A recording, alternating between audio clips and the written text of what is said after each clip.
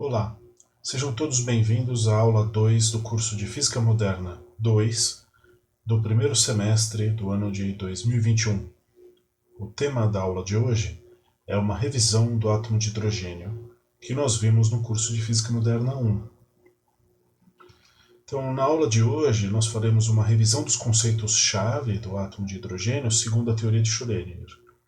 Eu vou passar por todas as discussões que a gente fez nas duas aulas da solução da equação de Schrödinger para o potencial coulombiano, mas ao invés de ficar me atendo aos detalhes das contas, eu vou passar muito rapidamente nesse assunto, apenas pensando os pontos que eu pelo menos considero centrais para as discussões que a gente vai fazer agora em Física Moderna 2.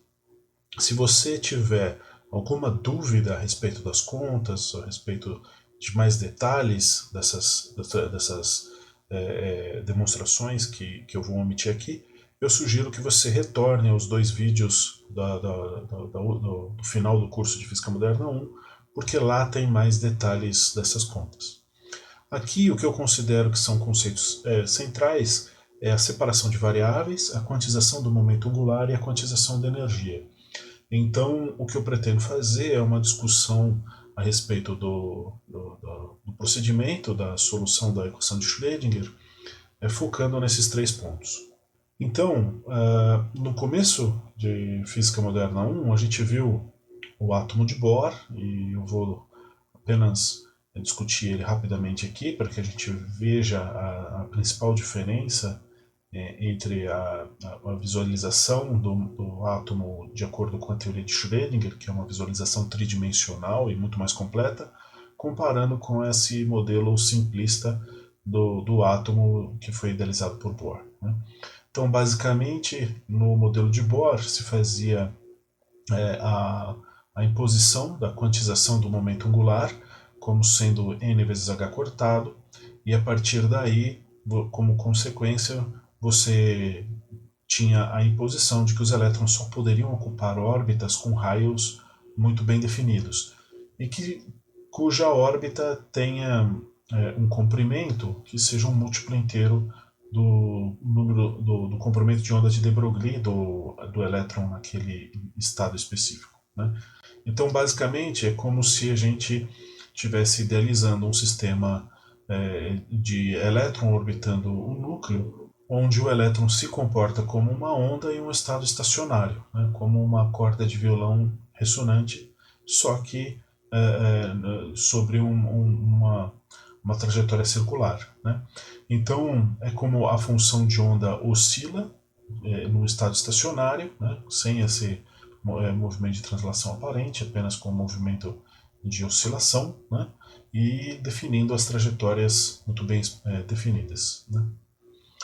Veja que o modelo de Bohr é um modelo planar, né? É um modelo que o elétron ele existe em uma trajetória que é contida num plano. Né? Então, para resolver a equação de Schrödinger, a primeira coisa que a gente fez foi definir um sistema de coordenadas esférico tridimensional. Né? Então, nós temos três coordenadas que definem o sistema de coordenadas. A coordenada R, que é a distância do elétron que está no ponto P até o centro, né? Então aqui é a coordenada R, e as coordenadas θ e φ. Então, é importante a gente observar que a variável φ ela varia de 0 a 2π, a variável θ varia só de 0 a π, e a variável R varia de 0 a infinito. Né? Isso é importante para a definição das simetrias do problema. E basicamente a gente escolhe esse sistema de coordenadas porque aqui o potencial coulombiano pode ser escrito nessa forma. Né? Então ele depende apenas de R, não depende de θ e de φ. E no caso de coordenadas cartesianas, o potencial é acoplado, né, nas coordenadas x, y e z. Né?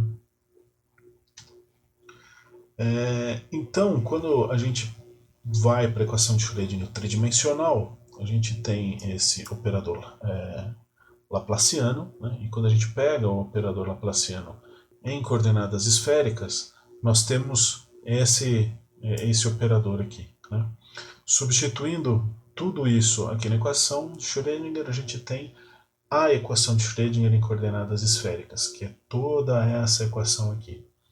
Ela é grande, ela tem esse formato aí, mas a gente sabe muito bem lidar com ela, porque ela acaba resultando em equações diferenciais que são bastante recorrentes em física, que são as funções especiais.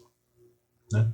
Então, para a gente resolver a equação de Schrödinger desse formato, como é que a gente deve proceder? Primeiro, a gente deve fazer a identificação de que se trata de uma equação diferencial acoplada. Né? Então, o nosso primeiro passo é fazer uma separação de variáveis de forma que a gente consiga desacoplar as equações diferenciais para cada uma das coordenadas do sistema de referência. Né?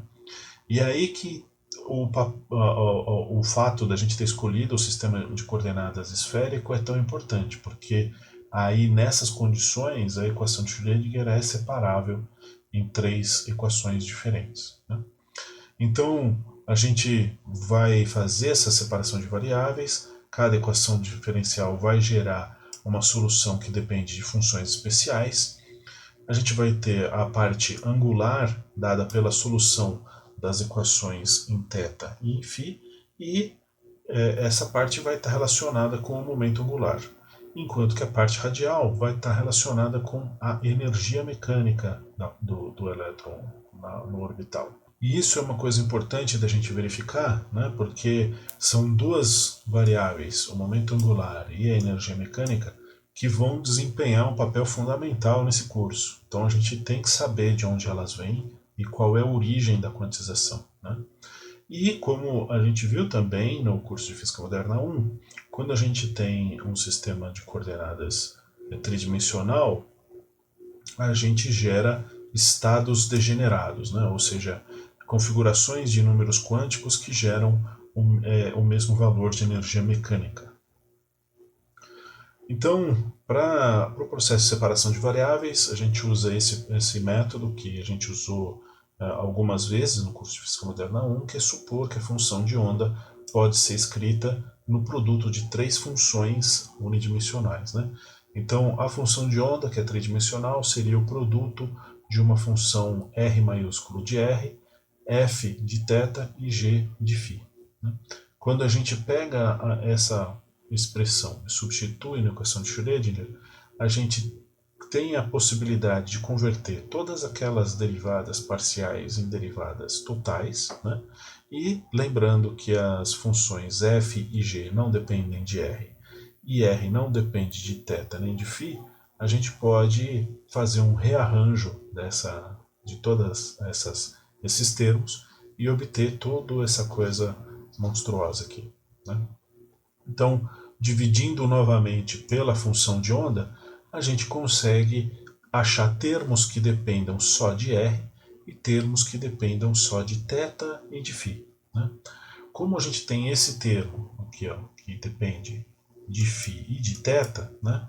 E esse termo aqui só depende de θ e esse termo aqui depende de R, a gente consegue separar apenas nessas 2 configurações. Né?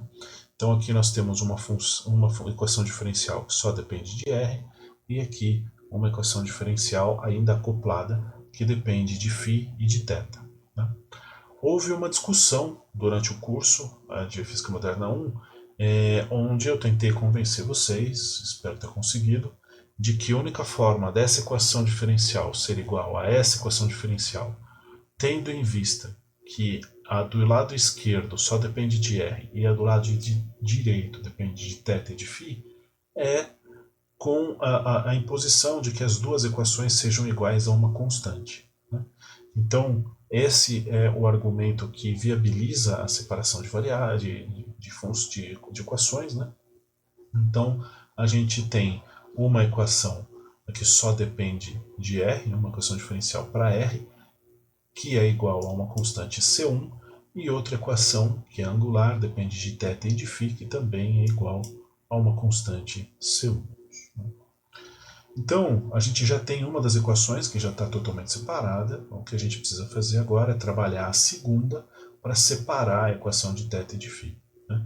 Olhando aqui, a gente percebe esse seno quadrado de θ, e a gente meio que idealiza que a forma da gente conseguir fazer essa separação é multiplicando tudo aqui por seno quadrado de θ. Quando a gente faz isso, esse seno quadrado de θ corta aqui com esse seno quadrado.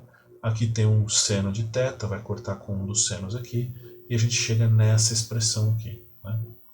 A gente pode passar esse termo para o lado esquerdo, esse termo aqui para o lado direito, e aí finalmente a gente consegue a separação de φ e de θ, né?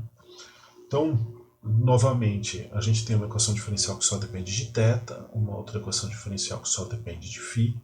A única forma delas serem iguais é se ambas forem iguais a uma constante, né, que a gente chama de C2. E finalmente nós conseguimos separar as duas últimas equações diferenciais do problema, né? Então, em certa forma, aqui a gente conseguiu quebrar aquele problema com uma equação diferencial grandona com outro problema com 3 equações diferenciais mais simples, né?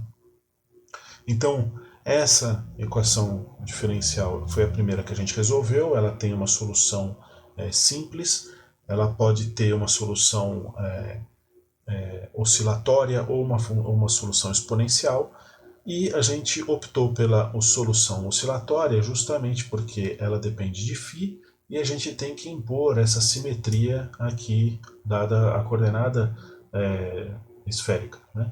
Então a função é calculada em φ igual a 0 e em φ igual a 2π, tem que retornar o mesmo valor, né? Então a gente pegou a função, a solução oscilatória dessa expressão, né? Dessa equação diferencial. Já essa outra equação diferencial em θ, a gente consegue resolver, dado que a gente determinou a constante C2 quando resolveu a primeira equação, né? O C2 ele acaba sendo um múltiplo inteiro para que a gente consiga ter essa simetria de 0 e 2π, e aí você chega na solução a solução para essa equação diferencial é que f é dada pelos polinômios de Legendre, né? Então a gente consegue resolver essas duas equações com uma razoável facilidade, uma vez que a gente identifica que a primeira equação, ela tem que ser, a equação em g de φ, ela tem que ser ela tem que obedecer essas condições de contorno do sistema de coordenadas, e que a função f de θ é uma função especial, que é o polinômio de Legendre, né? Esse aqui é um problema que é bastante recorrente em física, e as funções g e f retornam o que a gente chama de harmônico esférico. Então, o produto das funções f e g, elas aparecem em diversos problemas de física e recebem esse nome especial de harmônico esférico. As funções dos harmônicos esféricos são funções que são tabeladas, né? Então, apenas sabendo os valores de L e M, né, a gente consegue determinar qual é a função que você deve pegar na tabela, né? Sendo o M a constante que aparece na solução da equação em g de φ, e L a constante que aparece na solução do f de θ. É importante aqui a gente salientar que para que essas equações diferenciais tenham soluções, o M e o L tem que ser números inteiros, né? Então é aqui que aparece a quantização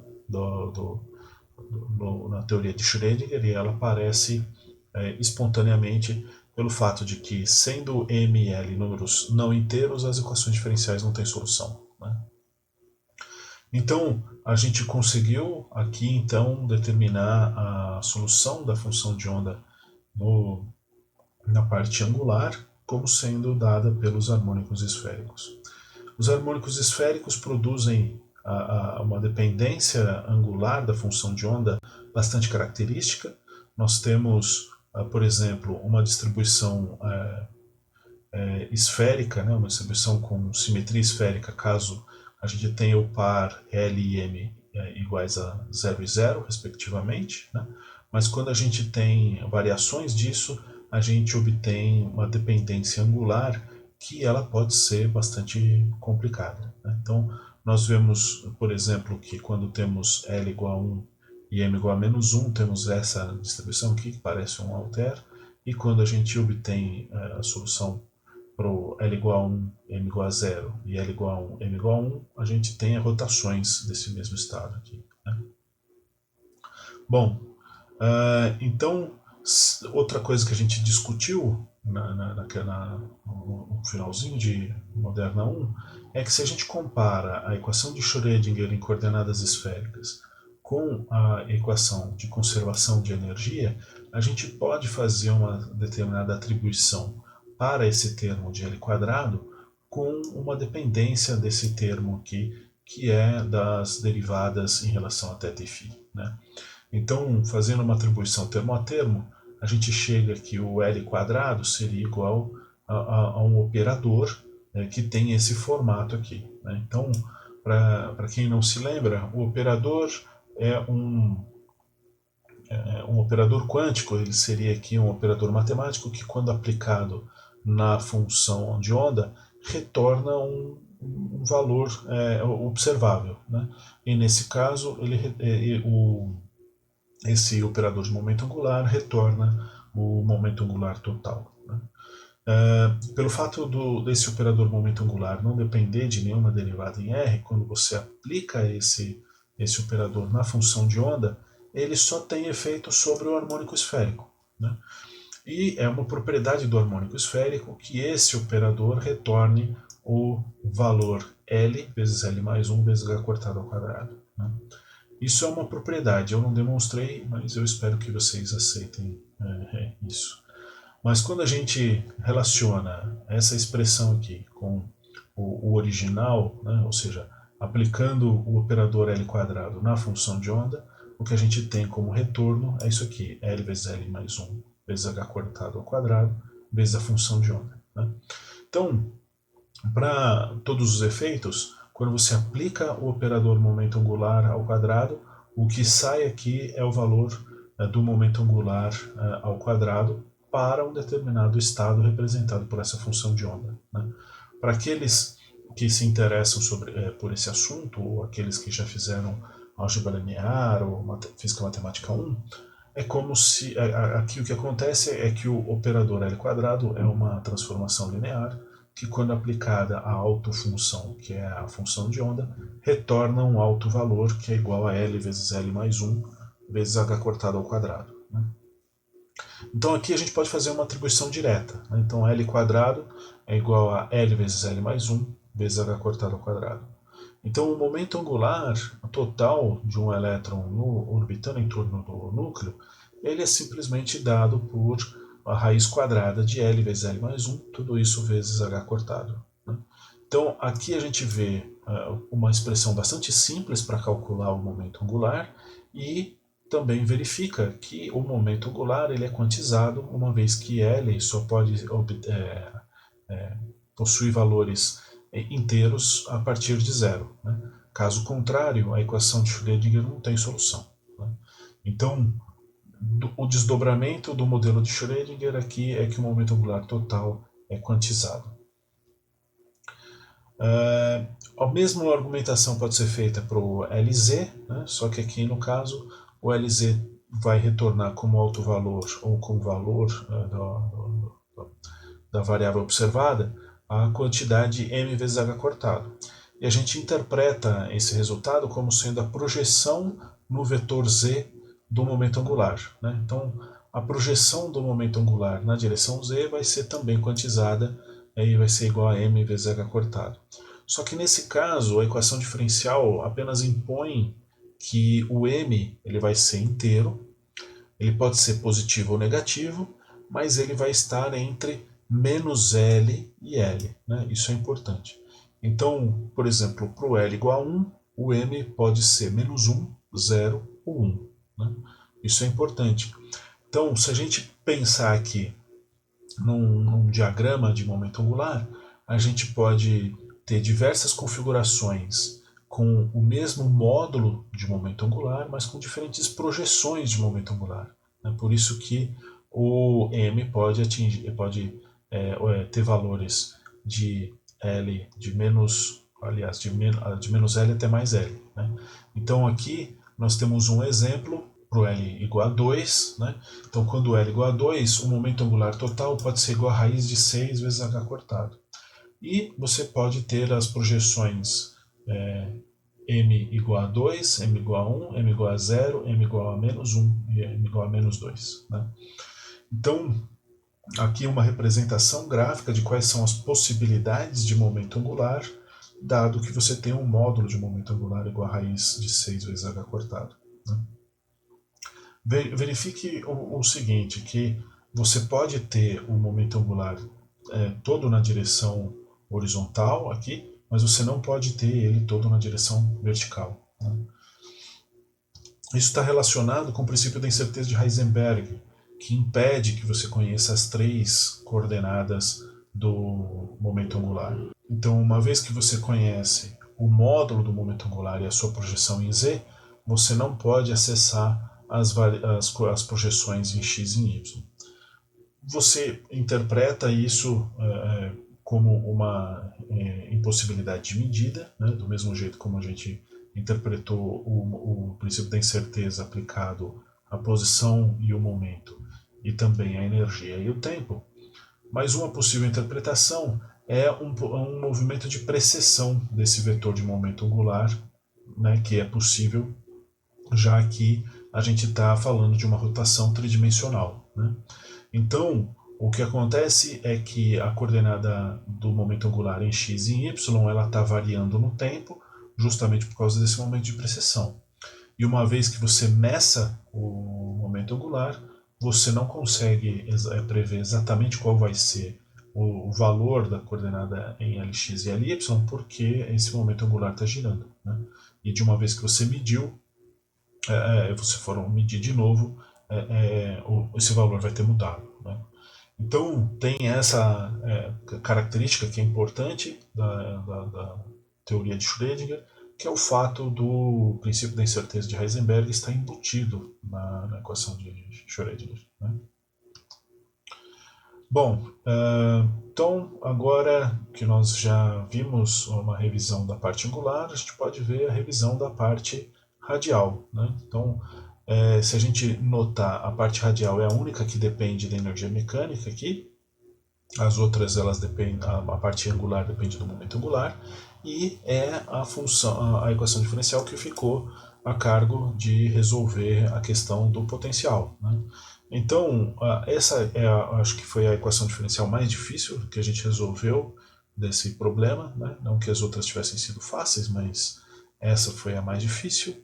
E o que a gente vê é que a solução dessa equação diferencial é dada pelo polinômio de Laguerre. Né?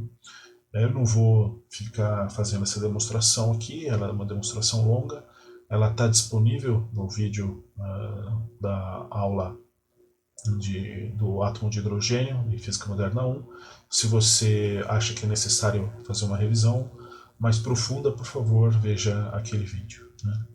Então, o polinômio de Laguerre também é uma função especial, que é tabelada, né? E é uma função que depende de n e de L. Né? Depende do número quântico principal, que aparece na solução da equação diferencial na parte radial, mas também depende do L, que é o número quântico que veio da solução da parte angular. Né? Isso porque, se você olhar aqui a equação diferencial, da parte radial, ela depende de C1, né? E C1 é a constante que veio da parte angular. Né? Então, quando a gente obtém essas funções da tabela, a gente obtém funções desse tipo aqui, né? Que tem sempre uma exponencial envolvida aqui, ó, por exemplo, você pode olhar aqui. Né? Então, elas têm essa cara aqui.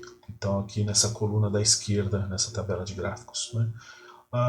Mas tem um ponto que é importante. O fato da gente ter escolhido um sistema de coordenadas esférico faz com que quando a gente vai calcular a probabilidade, né, ou vai normalizar a função de onda, a gente tem que fazer uma integral tripla, né, uma integral tridimensional em r, θ e φ, mas também faz com que a gente tenha que usar o elemento infinitesimal de volume em coordenadas esféricas, né? E em coordenadas esféricas, o elemento infinitesimal de volume é r quadrado dr, seno θ dθ, dφ, né? Então, aqui nesse caso, eu estou calculando a integral em θ e em φ e deixando a dependência em r, porque eu quero saber qual é a função densidade e probabilidade dada a dependência radial, né? Então, pelo fato de que os harmônicos esféricos eles já são normalizados, a gente pode pegar toda essa parte das integrais aqui, vai ser igual a 1 e ficar só com essa parte radial aqui, né? Então, a densidade de probabilidade em R vai ser R quadrado vezes o módulo ao quadrado da função de Laguerre, que depende de N e de L, vezes dr. E essa dependência desse R quadrado aqui é que faz com que a função de onda, que é aqui em zero, por exemplo, no caso n igual a 1, L igual a zero, que vai para infinito, né, para quando R igual a zero, ele vai para zero, né? Então, por isso tem essa diferença entre a função da parte radial e a densidade de probabilidade, né? Então, quando a gente olha aqui a densidade de probabilidade para o caso n igual a 1, L igual a zero, tem essa cara aqui, que é o elétron ser pouco provável de ser encontrado nas proximidades de R igual a zero e para R muito grande, e tem um pico, né? Esse pico é justamente num ponto de R igual ao raio de Bohr, né? O que é bastante surpreendente do ponto de vista do modelo de Bohr.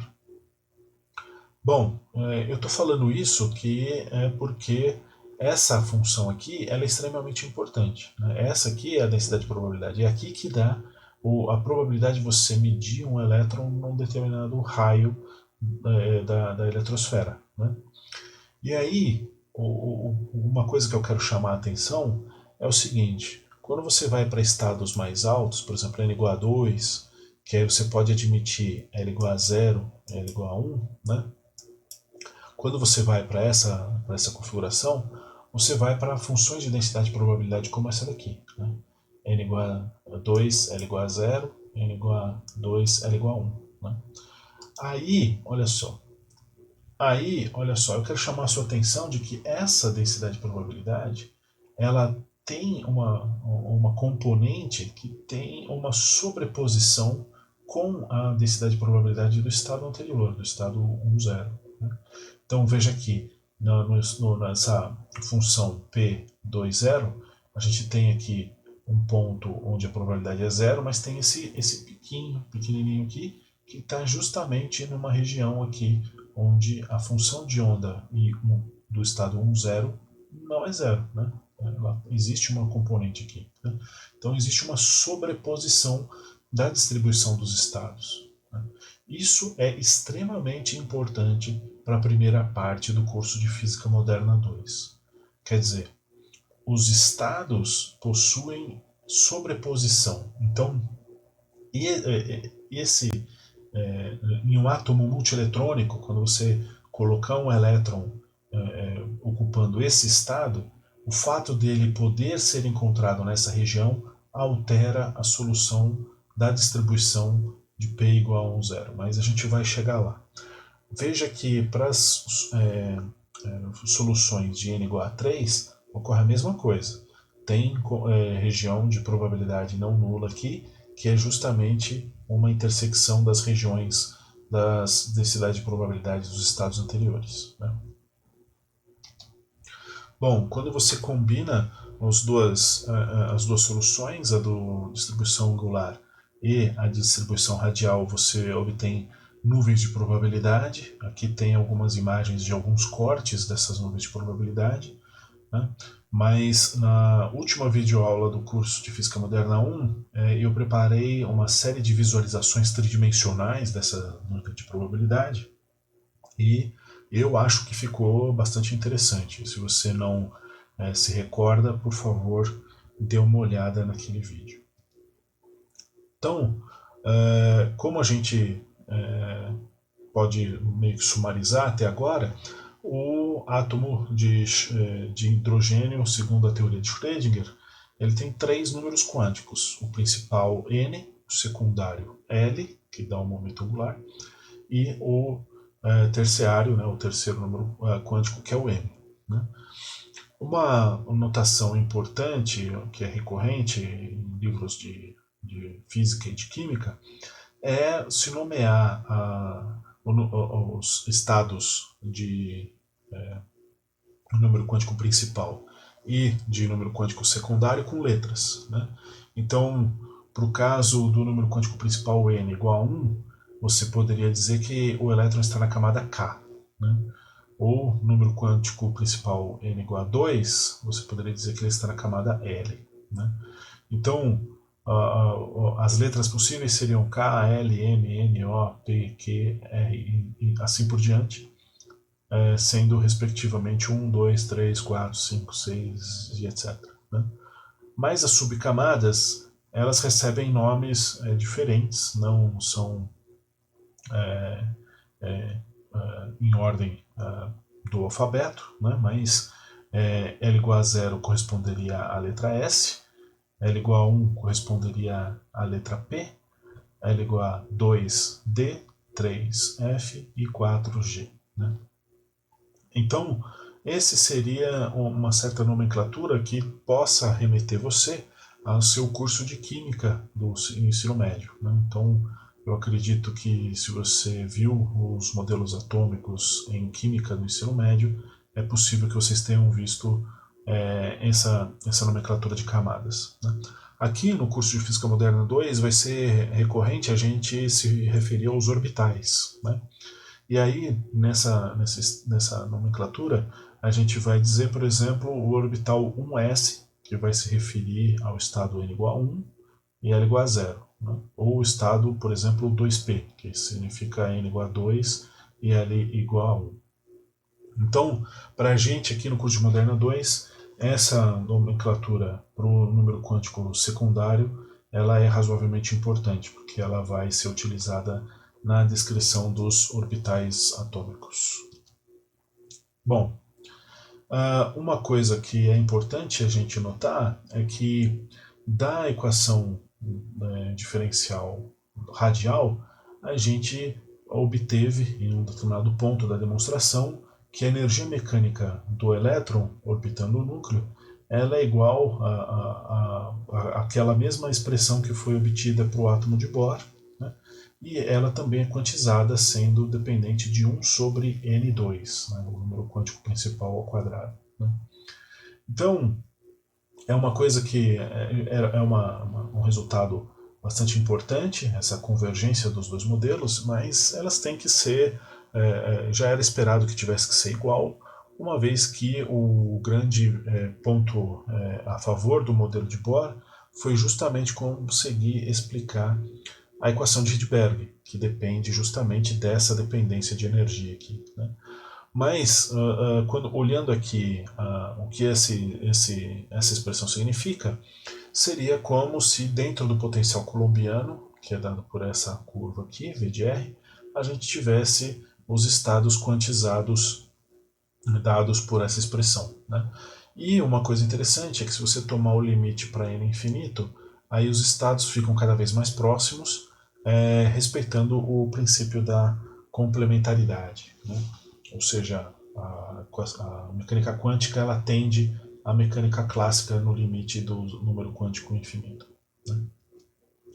Mas uma coisa que é importante a gente notar é que para um determinado número quântico, a gente tem, para um determinado número quântico principal, a gente tem uma energia, né? Mas a gente também pode ter diferentes valores de número quântico secundário e de momento angular, de projeção de momento angular, né? O L e o M. Isso justamente implica em degenerescência. Né? Então, nós temos diversos estados com diferentes números quânticos L e M, mas que têm a mesma energia. Né? Então, existe uma série de degenerescências nessa solução do átomo de hidrogênio. Né? E aí vem um conceito que eu quero reforçar, que é a correlação entre os números quânticos. Né? da solução das equações diferenciais, a gente não passou nessa demonstração aqui, mas tem nos livros de física, nos vídeos de Física Moderna 1, que existe uma imposição em relação aos números quânticos, né? Então, enquanto o número quântico principal n é um inteiro a partir de 1, o número quântico de momento angular L, ele começa em 0, mas ele não pode ser maior do que n-1, né? E o o número quântico de projeção de momento angular m, ele também é inteiro, mas ele vai estar entre -L e L, né? Então isso é importante, porque ele define o número de degenerescências para cada número quântico principal, né? Então, para n igual a 1, a gente só pode ter o L igual a 0 e m igual a 0. Então só tem um estado aqui. Mas quando a gente vai para n igual a 2, a gente pode ter o L igual a 0 e o L igual a 1, uma vez que o L não pode ser maior do que n menos 1. Ainda tem a questão de que esse estado aqui, n igual a 2, L igual a 0, ele vai ter uma possibilidade de número quântico m, que é m igual a 0. Porém, esse outro estado quântico aqui, com n igual a 2 e L igual a 1, ele pode admitir m igual a menos 1, igual a 0 e igual a 1. Então, aqui, para n igual a 2, a gente tem 4 estados degenerados. Um dessa posição e 3 dessa, né? Quando a gente vai para cima, para mais o número quântico principal mais alto, essa situação ela fica ainda mais... os números de estados degenerados é ainda maior, né? E isso é basicamente uma grande diferença do modelo de Bohr para o modelo de Schrödinger, e vai ser fundamental agora no começo do curso de Física Moderna 2, porque vai definir como é que a gente popula esses estados para átomos multieletrônicos. Então, fazendo uma comparação entre o modelo de Bohr e o modelo de Schrödinger, primeiro a gente vê que o modelo de Schrödinger não prevê órbitas definidas para os elétrons. O que a gente tem são nuvens de probabilidade no espaço, né? E que essas nuvens de probabilidade têm uma distribuição dada a função radial e os harmônicos esféricos, né? Então, com os números quânticos n, L e m, a gente consegue obter, através de tabelas, a função de onda que representa essa nuvem de probabilidade.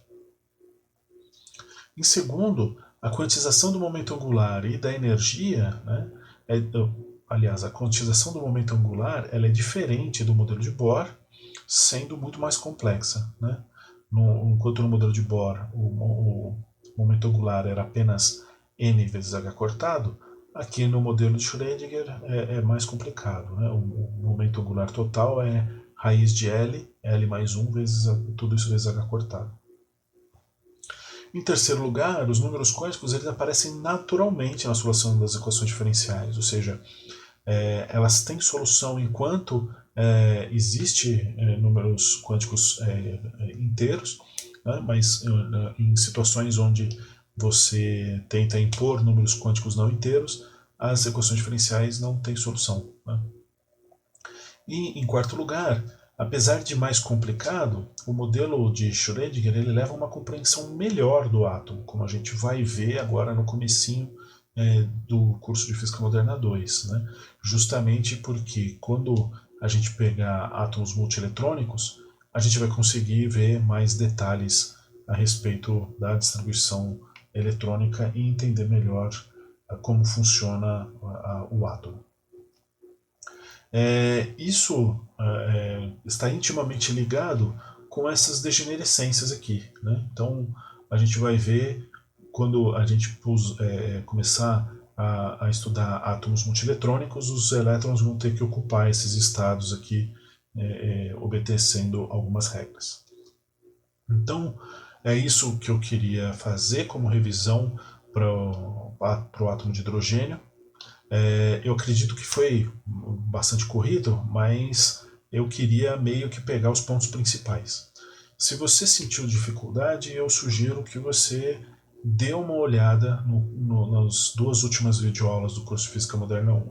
Lá tem muito mais detalhes, né, a respeito das contas. Aqui foi apenas uma forma de relembrar esses conceitos para a gente começar o estudo de física atômica, né?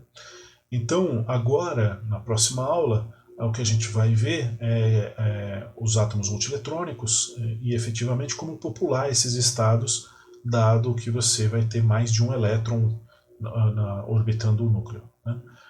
A gente vai começar vendo o momento magnético e o spin, a indistinguibilidade quântica e os sistemas com dois elétrons. São três tópicos que são extremamente importantes para a gente dar seguimento no curso e que demonstram uma certa característica bastante peculiar da mecânica quântica, principalmente esse tópico de indistinguibilidade, que além de ser muito interessante, ele tem algumas implicações filosóficas a respeito da teoria, né? Então, é isso por hoje. Até o próximo vídeo.